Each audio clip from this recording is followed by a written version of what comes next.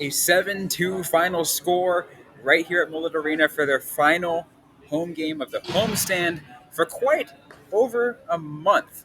We're going to talk about this game, the 7-2 loss that happened for the Arizona Coyotes. What happened in this game? All on today's episode of the Locked On Coyotes podcast. You're Locked On Coyotes, your daily podcast on the Arizona Coyotes, part of the Locked On Podcast Network, your team every day.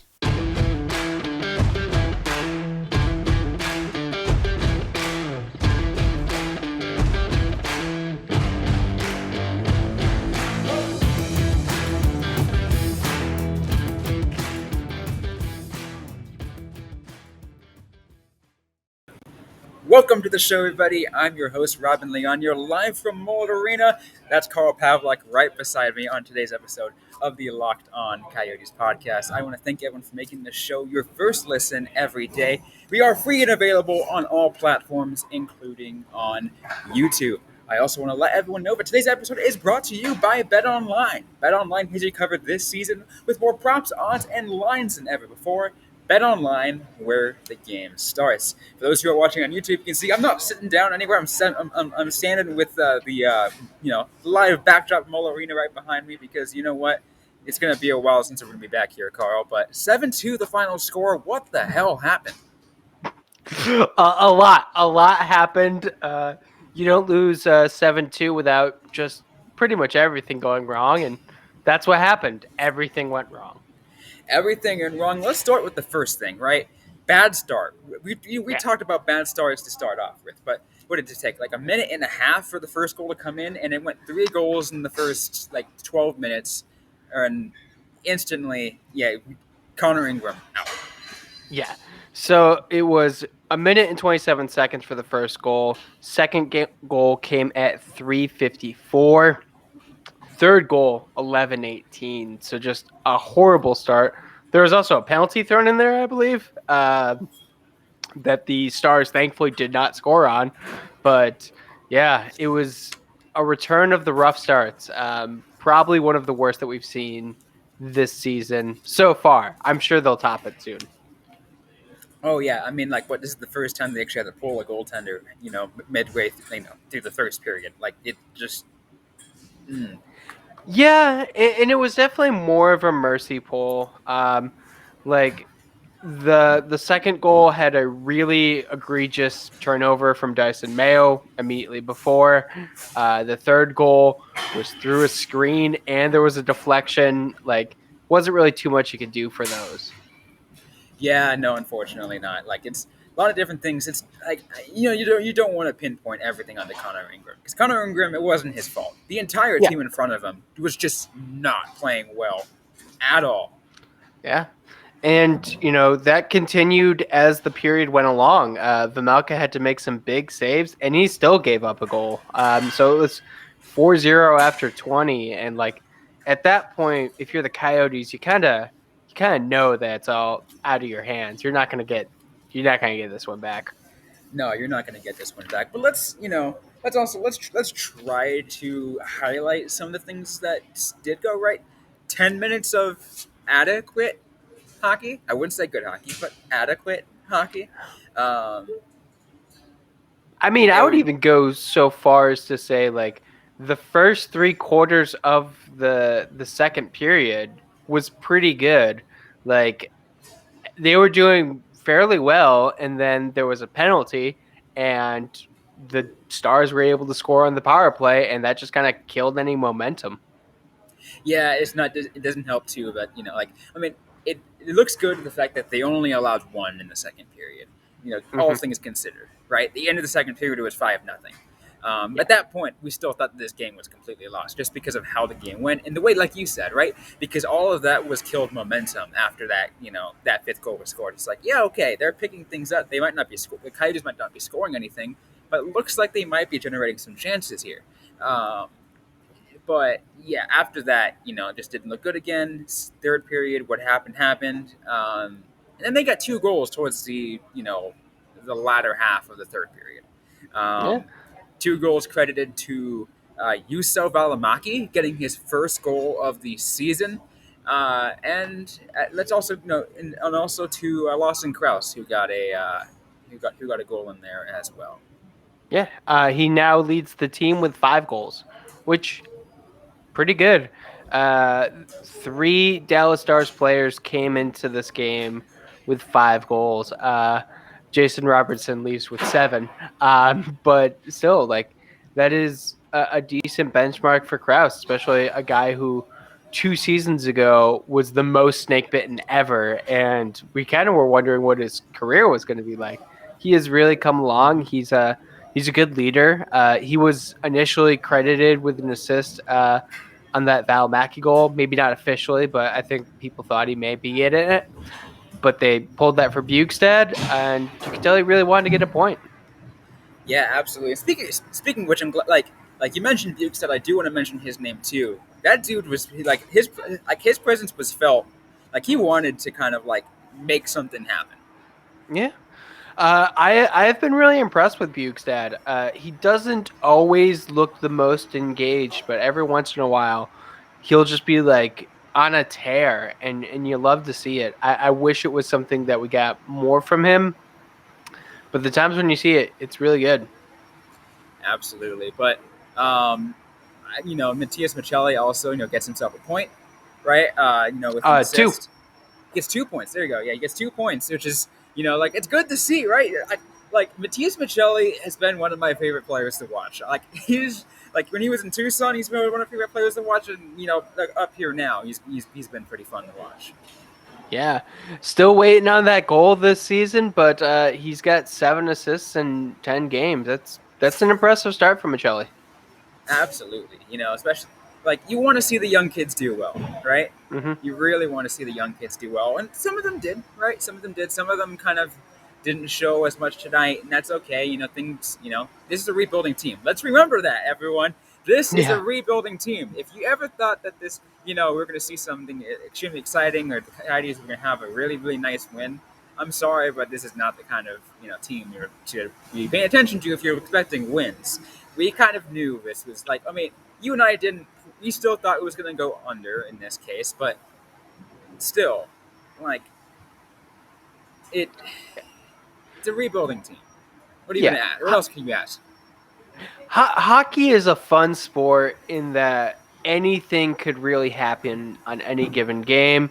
If a team is like underestimating their opponents, the Coyotes can pull out impressive wins. They can pull out, dirty wins. They can string together a point series. That's always going to happen.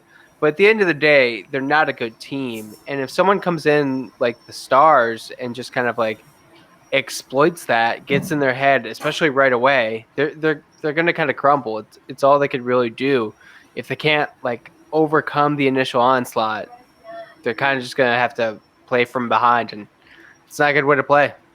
Absolutely. Well, we still got more to get to on this episode of Locked On Coyotes. We're breaking down Arizona's 7-2 loss to the Dallas Stars right here at Moreland Arena. We're going to get to more of the episode in just a bit, including asking, once again, the Dylan Guenther question. All that coming up in just a moment, but first, I'm going to turn to Carl for a quick word. So I just want to say that betonline.net is your number one source for betting football and the start of basketball season. You can find all the latest player developments, team matchups, news, podcasts, and in-depth analysis on every game. And as always, BetOnline remains your continued source for all your sports wagering information with live betting and up-to-the-minute scores for every sport out there. Get the fastest and easiest way to check in on all your favorite games and events, including Major League Baseball, MMA, boxing, golf, and hockey. You can head over to the website today or use your mobile device to learn more. Bet online, where the game starts. So now let's move on. Because I mentioned it, Carl, we have to talk about it now. The Dylan Guenther question once again pops up. We were saying, okay, maybe Dylan Guenther has to really prove himself, really make it hard for himself not to get sent down. I don't think he did enough tonight, and I think there's got that, and based off the way that this game went, it's a reminder of what this team is. It's a rebuilding team. Do you really? And this is me asking you if you were a GM, Carl.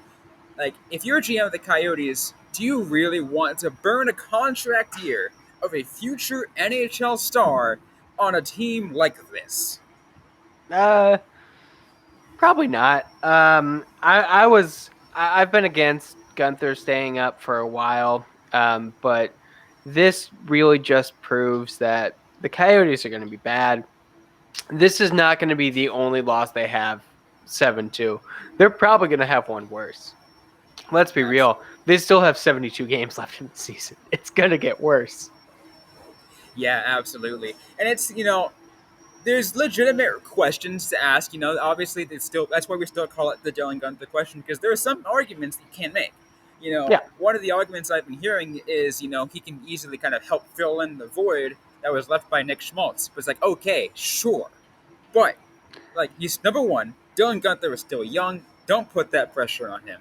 Number Mm-hmm. two, this is still a rebuilding team. Like I said, you don't want to, also put the pressure on him to be a superstar or be a star on a team that just sucks. Yeah. Number three, Schmaltz is going to come back eventually. And at that point, like, if he's filling the void left by him, like, where does he go from there? You can't send him down after Schmaltz gets back. Well, you Um, can, but you're burning a contract year. yeah, true. Like, you're not going to send him down at that It's point. not worth it at that point. Yeah, you're committed, and he's playing well enough in the NHL that it's not worth it. That has always been kind of my concern when looking at Dylan Guenther. It's not just about how he's playing right now; it's how he's going to play in December, in January, in February. How the team's going to play, and like it just, if I had a crystal ball, I'd have a better idea, but I don't predict good things. Yeah, absolutely. There's a lot of different things you can ask about that and how it all goes. But and even then, by the time a lot of you guys are probably listening to this episode, Dylan Guenther, the decision surrounding Dylan Guenther is probably already made. Yeah. This decision is probably made tonight at the time I'm at this arena in the post game. Like, it's probably already being made in progress. We won't know until tomorrow morning. So if you guys already know, obviously, we will have that info for you probably by the morning. But at this point in the recording, still hasn't been made. That's why we're still asking the question. Yeah. I mean, there is a very real chance that as we're recording that, like, Bill Armstrong and Bear are having the conversation with Guenther about what is going to be happening, because it is so like right immediately after, and we're not going to know, but you know, it's their call. I trust them enough to do what is in the best interest of their player and what is in the best interest of the franchise. And for a player like Guenther, those two questions should be the exact same thing. Absolutely. I got a secondary question for you now, too, because there was some events in this game that really made me question, once again, the situation surrounding Dyson Mayo. Because Mm. Dyson Mayo made a couple really bad errors, including a turnover in the defensive zone that led to one of Dallas's goals. What do you do surrounding Dyson Mayo now? Because it's a question you brought up before, right?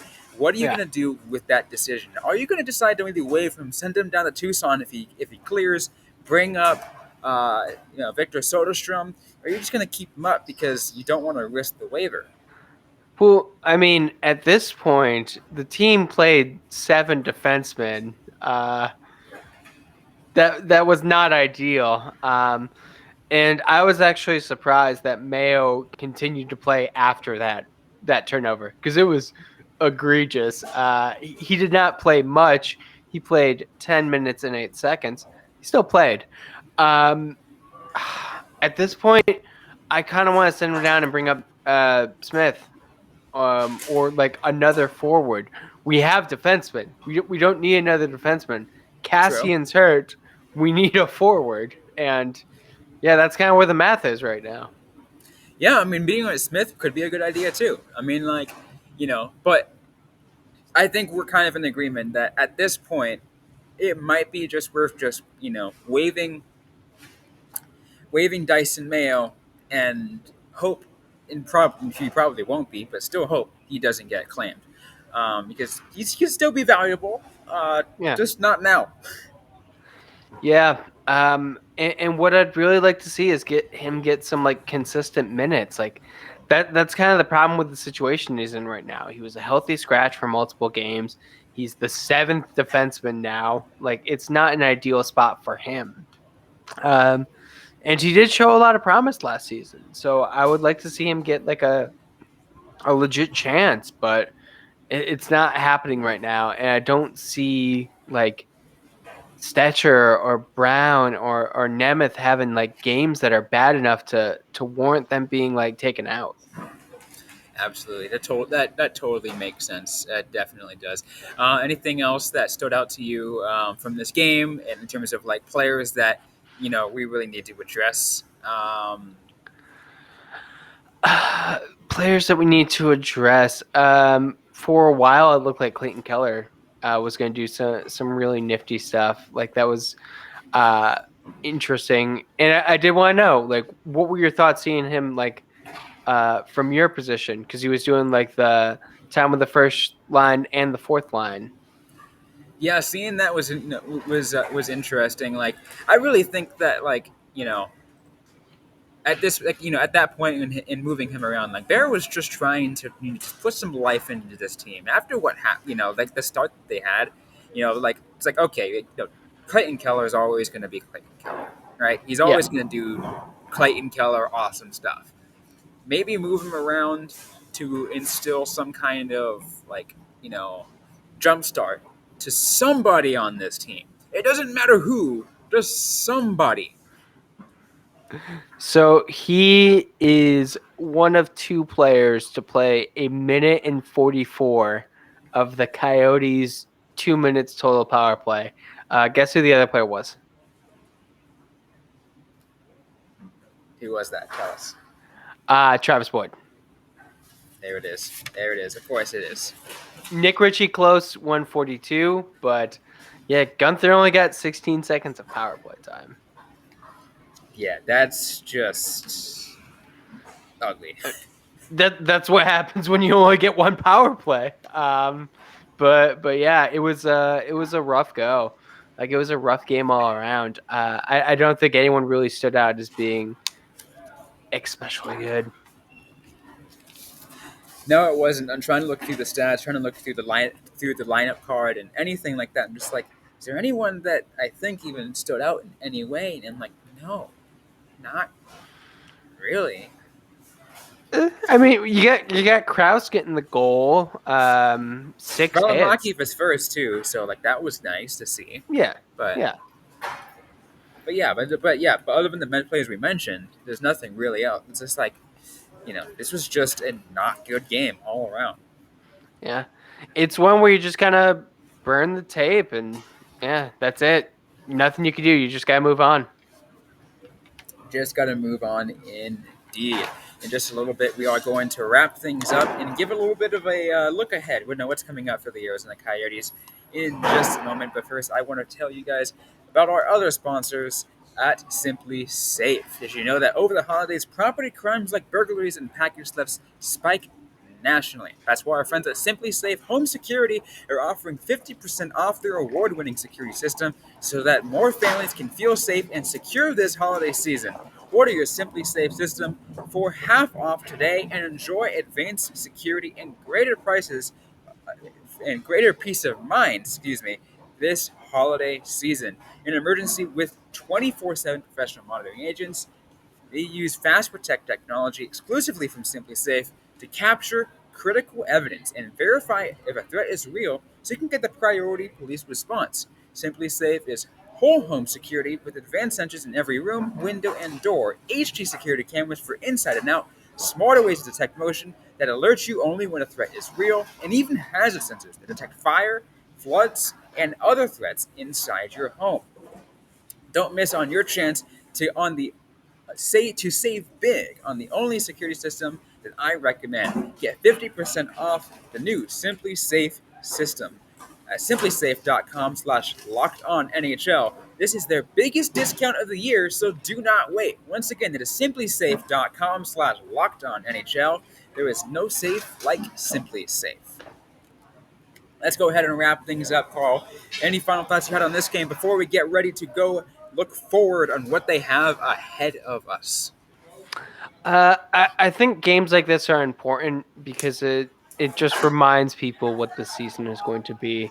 Uh, all too often, I feel like fans will get a little bit of success in their, they get a little bit and they want all of it. They want it now. They want it more.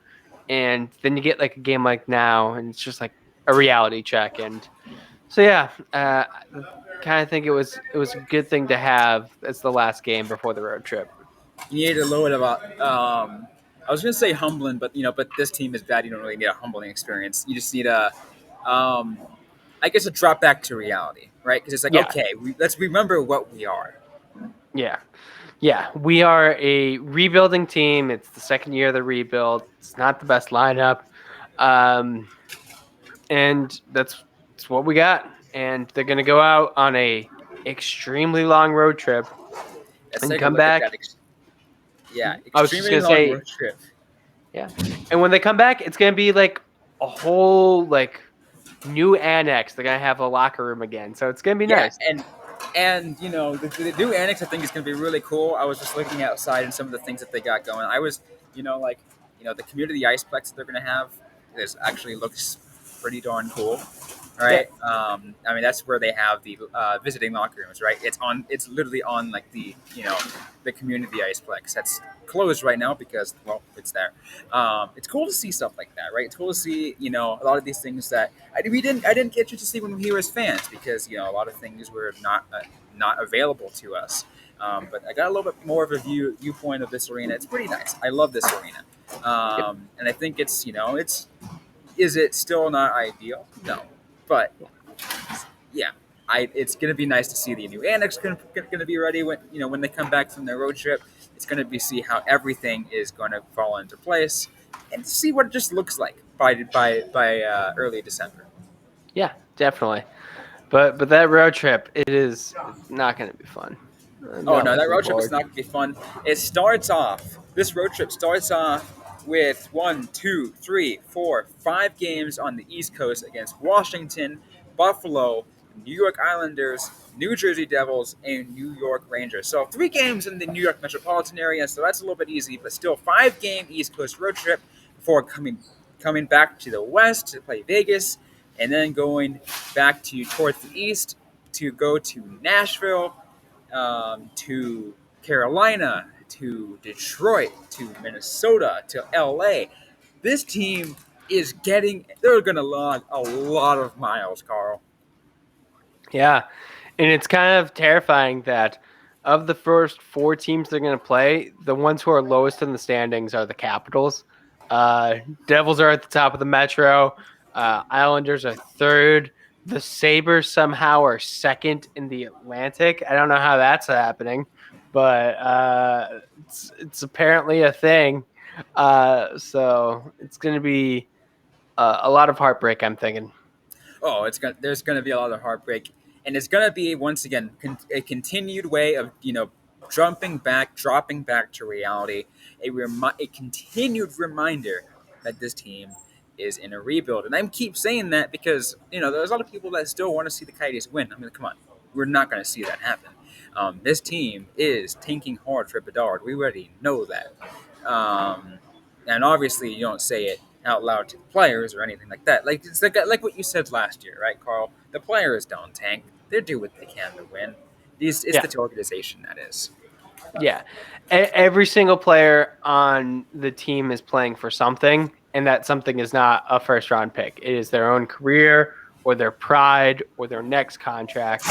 But, And you could see that with the way that, um, that Shane Gottspear has played in these first couple of weeks of the season. You can see that with the way that Bukestad played in these last couple of games, right? Not afraid to kind of just like really jump up and do his job, and you can see that with a lot of different things, a lot of different players. They're really putting forward their best effort. It's just their best effort as a team isn't enough.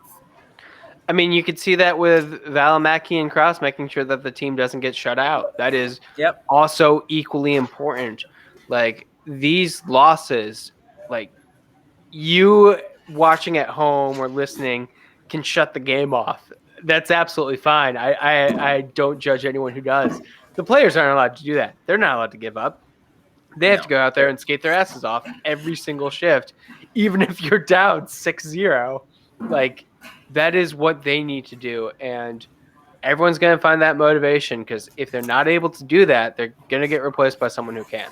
Like, something that I did find interesting, though, kind of speaking of which, that this arena stayed, pretty full up until like that sixth or seventh goal.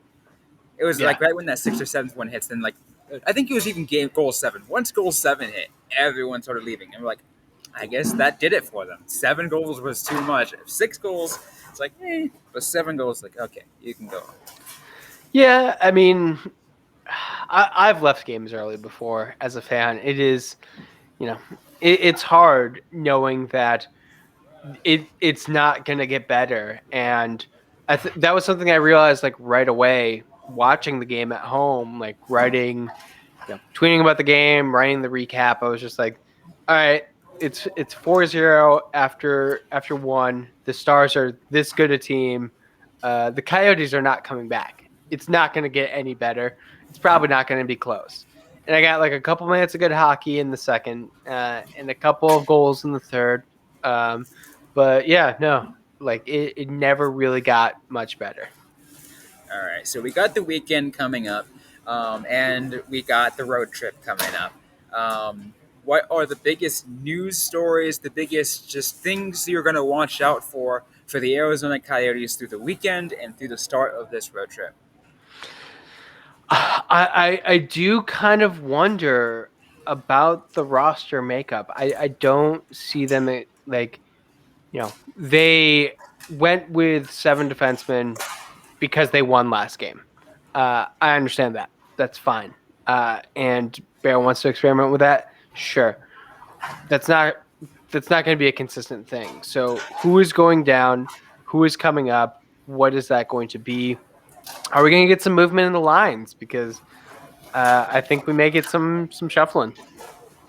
Absolutely, there definitely might be some shuffling, right? To see what happens. And again, what else are we going to expect? If